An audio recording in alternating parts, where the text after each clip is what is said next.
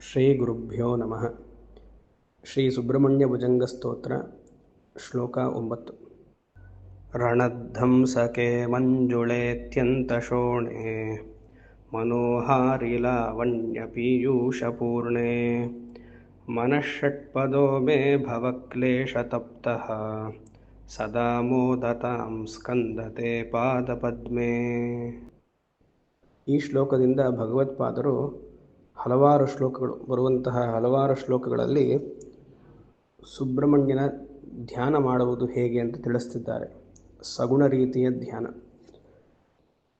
ಸುಬ್ರಹ್ಮಣ್ಯನ ಪ್ರತಿಯೊಂದು ಅಂಗಾಂಗವನ್ನು ಸ್ತುತಿಸಿ ವೈಭವೀಕರಿಸಿ ಅದನ್ನು ಹೇಗೆ ಅನುಸಂಧಾನ ಮಾಡೋದು, ಚಿಂತಿಸುವುದು ಅಂತ ತಿಳಿಸ್ತಾರೆ.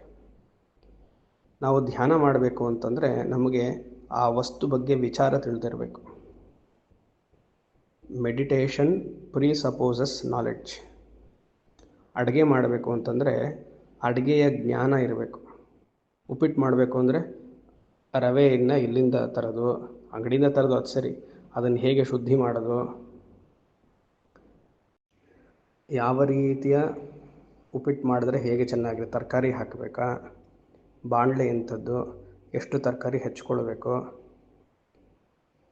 ಚಿರೋಟಿ ರವೆ ಹಾಕಬೇಕಾ, ಅಕ್ಕಿ ತರಿ ಹಾಕಬೇಕಾ, ಇದೆಲ್ಲ ನಮಗೆ ಜ್ಞಾನ ಗೊತ್ತಿರಬೇಕು. ಒಂದು ಆಹಾರವನ್ನು ತಯಾರು ಮಾಡಬೇಕು ಅಂತಂದರೆ ಏನೂ ಗೊತ್ತಿಲ್ಲ ಅಡುಗೆ ಮಾಡ್ತೀನಿ ಅಂದರೆ ಸರಿ ಬರಲ್ಲ, ಕೆಟ್ಟು ಹೋಗುತ್ತೆ. ಹಾಗೆ ಧ್ಯಾನವನ್ನು ಮಾಡ್ತೀನಿ ಅಂದರೆ ಯಾವ ಮೂರ್ತಿ ಮೇಲೆ ಧ್ಯಾನ ಮಾಡ್ತಿದೆಯಾ, ಆ ಮೂರ್ತಿಯ ವೈಭವ ಎಂಥದ್ದು, ಹೇಗೆ ಧ್ಯಾನ ಮಾಡೋದು, ಅದೆಲ್ಲ ಜ್ಞಾನದಿಂದ ತಿಳಿಬೇಕು. ಅದನ್ನೇ ಇಲ್ಲಿ ಆಚಾರ್ಯರು ತಿಳಿಸ್ತಿದ್ದಾರೆ. ಕಾಲಿಂದ ತಲೆಯವರೆಗೂ ಭಗವತ್ಪಾದರು ಸುಬ್ರಹ್ಮಣ್ಯ ಸ್ವಾಮಿಯನ್ನು ಸ್ತುತಿ ಮಾಡಿ ಹೇಗೆ ಅಲ್ಲಿ ನಮ್ಮ ಮನಸ್ಸನ್ನು ಇಡಬಹುದು ಅಂತ ಇಲ್ಲಿ ತೋರಿಸ್ತಾ ಇದ್ದಾರೆ. ಕೊನೆ ಸಾಲು ನೋಡಿ, ಸದಾ ಮೋದತಾಂ ಸ್ಕಂದತೆ ಪಾದಪದ್ಮೆ. ತೇ ಪಾದಪದ್ಮೆ ಅಹಂ ಸದಾ ಮೋದತಾಂ. ನಿನ್ನ ಎರಡು ಪಾದದ ಕಮಲಗಳನ್ನು ಸದಾ ಯಾವಾಗಲೂ ಸ್ತುತಿಸ್ತೀನಿ, ಭಜಿಸ್ತೀನಿ, ಧ್ಯಾನಿಸ್ತೀನಿ. ಮೋದತಾಂ, ಸಂತೋಷದಿಂದ ಭಜಿಸ್ತೀನಿ, ಸಂತೋಷದಿಂದ ಧ್ಯಾನಿಸ್ತೀನಿ, ಅದೊಂದರ್ಥ. ಇಲ್ಲ, ಸಂತೋಷದಿಂದ ಇರುವಂತಹ ಸುಬ್ರಹ್ಮಣ್ಯ ಸ್ವಾಮಿಯನ್ನು ನೋಡಿ, ಆತನ ಕಾಲು ಪಾದಪದ್ಮದ ಕಾಲನ್ನು ನೋಡಿ ನನ್ನ ಹೃದಯದಲ್ಲಿ ಧ್ಯಾನಿಸ್ತೀನಿ, ಹೇಗಾದರೂ ತಗೊಳ್ಬೋದು. ಇಲ್ಲಿ ಆಚಾರ್ಯರು ಸುಬ್ರಹ್ಮಣ್ಯನ ಇನ್ನೊಂದು ಹೆಸರನ್ನು ತೋರಿಸ್ತಾ ಇದ್ದಾರೆ. ಸ್ಕಂದ, ಷಣ್ಮುಖ ಆಯಿತು, ಕಾರ್ತಿಕೇಯ ಆಯಿತು, ಇಲ್ಲಿ ಸ್ಕಂದ. ಸ್ಕಂದ ಅನ್ನುವಂತಹ ಶಬ್ದಕ್ಕೆ ಹಲವಾರು ಅರ್ಥ ಇದೆ. ಒಂದರ್ಥ ಅತಿ ಸುಂದರ ಅಂತ, ಎರಡನೇ ಅರ್ಥ ಪರಮೇಶ್ವರನ ವೀರ್ಯ ಭೂಮಿ ಮೇಲೆ ಬಿದ್ದಿದ್ದಕ್ಕೆ ಸ್ಕಂದ, ಸ್ಖಲನವಾಯಿತು ಅಂತಲೂ ಅರ್ಥ ಇದೆ. ಇನ್ನೊಂದು ಕವಚ ಅಂತ ಅರ್ಥ ಇದೆ. ಇನ್ನೊಂದು ತಾರಕಾಸುರ ಸಂಹಾರವನ್ನು ಮಾಡಬೇಕಾಗಿದ್ದರೆ ಹುಮ್ಮಸ್ಸಿನಲ್ಲಿ ಆ ಅಸುರರನ್ನು ಸಂಹಾರ ಮಾಡಕ್ಕೆ ಹೋಗಿರುವಂತಹ ಸ್ವಾಮಿಯೇ ಕಾರ್ತಿಕ, ಅವನೇ ಸ್ಕಂದ. ಕೋಪದಿಂದ ಶತ್ರುಗಳನ್ನು ಸಂಹಾರ ಮಾಡೋದಕ್ಕೆ ಹೋಗುವುದ ಭಂಗಿಗೆ ಸ್ಕಂದ ಅಂತ ಹೆಸರು. ಹಲವಾರು ಅರ್ಥಗಳಿದೆ. ಈ ಶ್ಲೋಕದಲ್ಲಿ ಅತಿ ಸುಂದರ ಅಂತ ತಗೊಳ್ಬೇಕು. ಅಂತಹ ಅತಿ ಸುಂದರವಾಗಿರುವಂತಹ ಸ್ಕಂದ ಎನಿಸ್ಕೊಂಡಿರುವಂತಹ ಸುಬ್ರಹ್ಮಣ್ಯ ಸ್ವಾಮಿಯ ಪಾದ ಪದ್ಮಗಳನ್ನು ನನ್ನ ಹೃದಯದಲ್ಲಿ ಧ್ಯಾನಿಸ್ತೀನಿ. ಅದರ ವಿಶೇಷಣೆಯನ್ನು 3 ಸಾಲು ತಿಳಿಸ್ತಾ ಇದ್ದಾರೆ. ಮೊಟ್ಟ ಮೊದಲಿಗೆ ನಮ್ಮ ಮನಸ್ಸು ಹೇಗಿದೆ, ಯಾತಕ್ಕೆ ಧ್ಯಾನ ಮಾಡಬೇಕು ಅದನ್ನು ನೋಡೋಣ.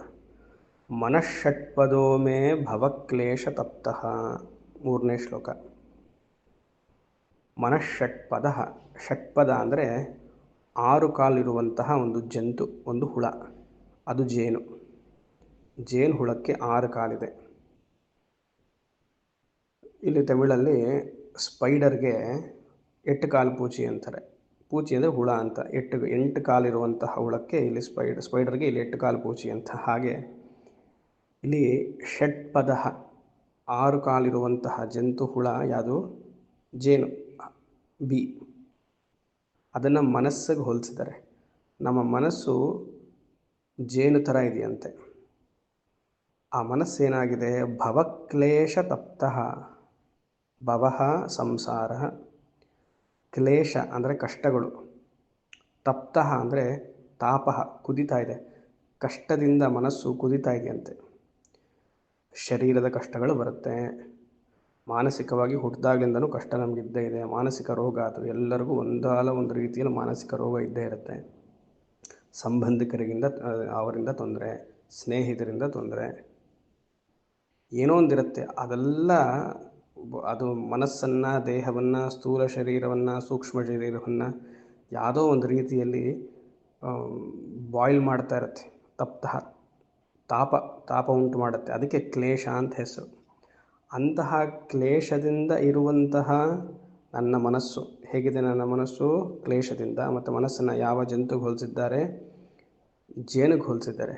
ಅದು ನಿನ್ನ ಪಾದ ಪದ್ಮ ಎನ್ನುವಂತಹ ಕಮಲದಲ್ಲಿ ಹೋಗಿ ಧ್ಯಾನಿಸಲಿ, ಲೀನವಾಗಲಿ.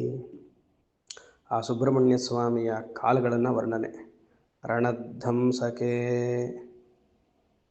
ಹಂಸಕೆ, ರಣತ್ ಹಂಸಕೆ.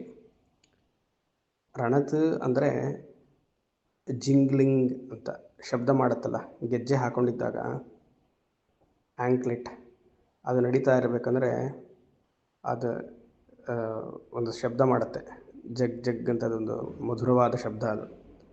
ಆ ರೀತಿಯಾಗಿ ರಣಧ್ವಂಸಕೆ, ಮಂಜುಳೆ, ಅತ್ಯಂತ ಶೋಣೆ, ಅತ್ಯಂತ ಶೋಭೆಯಿಂದ ಕೂಡಿರುವಂತಹ ಸುಬ್ರಹ್ಮಣ್ಯ ಸ್ವಾಮಿಯ ಮಂಜುಳವಾಗಿ ಮೃದುವಾಗಿ ಇರುವಂತಹ ಎರಡು ಕಾಲುಗಳು ನನ್ನ ಮನಸ್ಸನ್ನು ಏನು ಮಾಡ್ತಿದ್ದಾರೆ? ಭವತಾಪದಲ್ಲಿರುವಂತಹ ನನ್ನ ಮನಸ್ಸು ಆ ಸುಬ್ರಹ್ಮಣ್ಯ ಸ್ವಾಮಿಯ ಮೃದುವಾದ ಕಾಲುಗಳನ್ನು ನೋಡಿ ಮನೋಹಾರಿ ಲಾವಣ್ಯ ಪೀಯೂಷಪೂರ್ಣೆ, ಮನಸ್ಸನ್ನು, ಈ ಭವಕ್ಲೇಶ ಅನ್ನುವಂತಹ ಮನಸ್ಸನ್ನು ಅಪಹರಿಸಿ ಶುದ್ಧವಾದ ಮನಸ್ಸನ್ನು, ನಿರ್ಮಲವಾದ ಮನಸ್ಸನ್ನು ಕೊಡ್ತಾ ಇದೆಯಂತೆ ಧ್ಯಾನಿಸ್ತಾ ಬಂದರೆ. ಮನೋಹಾರಿ ಲಾವಣ್ಯ, ಲಾವಣ್ಯ ಅಂದರೆ ಅತಿ ಸುಂದರ. ಪೀಯೂಷಪೂರ್ಣೆ, ಹೇಗೆ ಜೇನು ಆ ಹೂವಿನ, ಕಮಲದ ಹೂವೋ ಅಥವಾ ಮತ್ತೊಂದು ಹೂವೋ, ಆ ಹೂವಿನ ಒಳಗಡೆ ಹೋಗಿ ಆ ರಸವನ್ನು, ಅಮೃತ ರಸವನ್ನು ಹೀರತ್ತೋ, ಹಾಗೆ ಸ್ಕಂದ ಎನ್ನುವಂತಹ ಸುಬ್ರಹ್ಮಣ್ಯ ಸ್ವಾಮಿ ಎರಡು ಮೃದುವಾದ ಕೋಮಲವಾದ ಪದ್ಮದಂತೆ ಇರುವಂತಹ ಪಾದಗಳನ್ನು ಹತ್ತಿರ ಹೋಗಿ ಈ ಭವಕ್ಲೇಶವನ್ನು ಕಳಚಿಕೊಂಡು ಅಮೃತ ರಸವನ್ನು ಹೀರಲಿ. ಪೀಯೂಷ ಅಂದರೆ ಅಮೃತ, ಪೀಯೂಷಪೂರ್ಣೆ, ಅಂತಹ ಕ್ಲೇಶ ಹೋಗಲಿ. ಮನಃಷಟ್ಪದೋ ಮೇ ಭವಕ್ಲೇಶ ತಪ್ತಃ, ಅಂತಹ ಸುಬ್ರಹ್ಮಣ್ಯ ಸ್ವಾಮಿಯನ್ನು ಸದಾ ಮೋದತಾಂ ತೇ ಪಾದಪದ್ಮೇ, ನಿನ್ನನ್ನು ಧ್ಯಾನಿಸ್ತೀನಿ. ಭಗವಂತನ ಪಾದವನ್ನು ಧ್ಯಾನಿಸಬೇಕು. ಭಗವಂತನ ಪಾದ ಧ್ಯಾನದಿಂದ ಸಂಸಾರದ ಕ್ಲೇಶಗಳು ಹೊತ್ತು ಹೋಗುತ್ತೆ ಅಂತ ಆಚಾರ್ಯರ ಉಪದೇಶ. ನಾರಾಯಣ.